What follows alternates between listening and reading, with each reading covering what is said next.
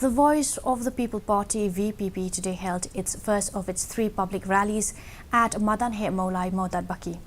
The party organized this rally to provide proper and correct perspective to the public on the implementation of the roster system.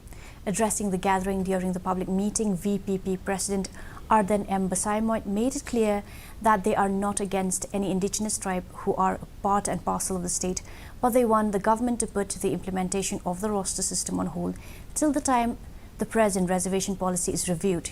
He also suggested the state government to constitute a committee comprising of experts and leaders from the Khasi and Garo communities to deliberate on the discrepancies in the present reservation policy.